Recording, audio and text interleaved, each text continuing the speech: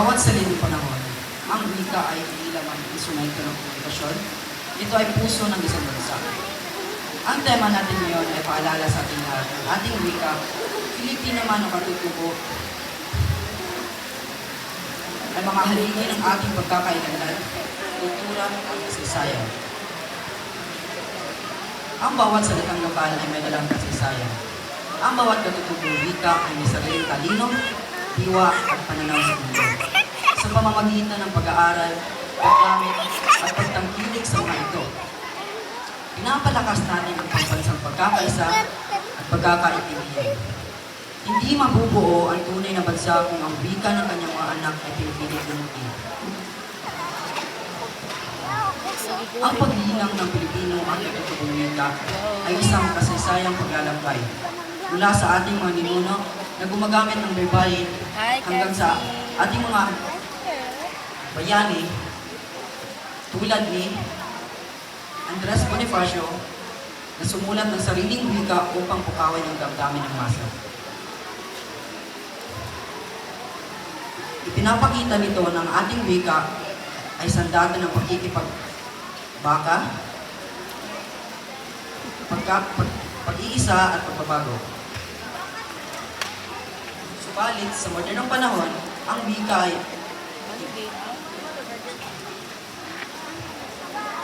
sa modernong panahon,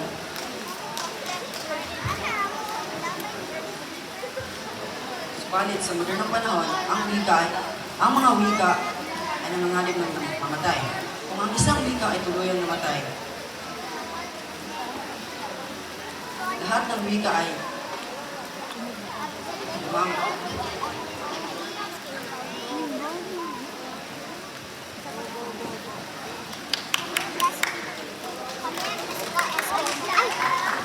Ang pag-iwan ng Pilipino at katutubong wika ay hindi lamang tungkulin ng paaralan o pamahalaan.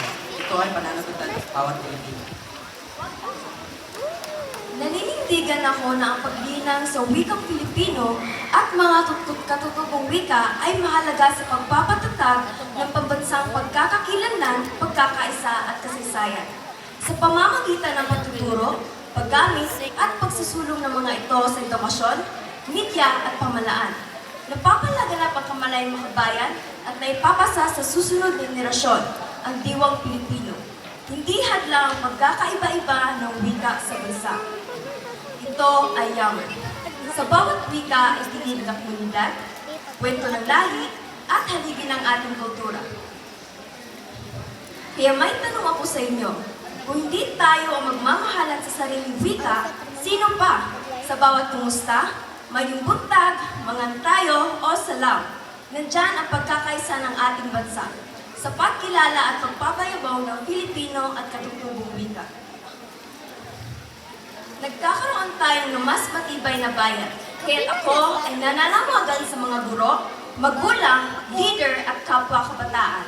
Gamitin natin ang ating wika, ipagmalaki natin ito, at huwag hayaang malanta ang bunga ng ating pinagpunan. Sama-sama tayong tumindig, sama-sama tayong magsalita, dahil sa wikang sarili, naroon ang kalayaan, pagkakaisa at kinabukasan. Wika ko, bayan ko, wika natin, kinabukasan ng ating lahi. Ang wika ay pundasyon ng bayan. Sa paglinang ito, binubuo natin ang mas matibay, makasaysayan, at makabayang Pilipinas.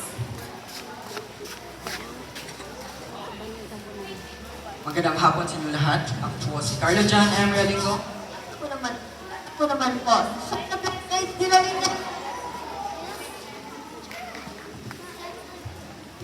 At ako naman po, sa Shine of Last Age, Dilalinya, kumakatawa sa ikasyam na balita. Bagong henerasyon, iisang wika, iisang bayan. Wika ang ating koneksyon, kultura ang ating direksyon. Tayo ang tinig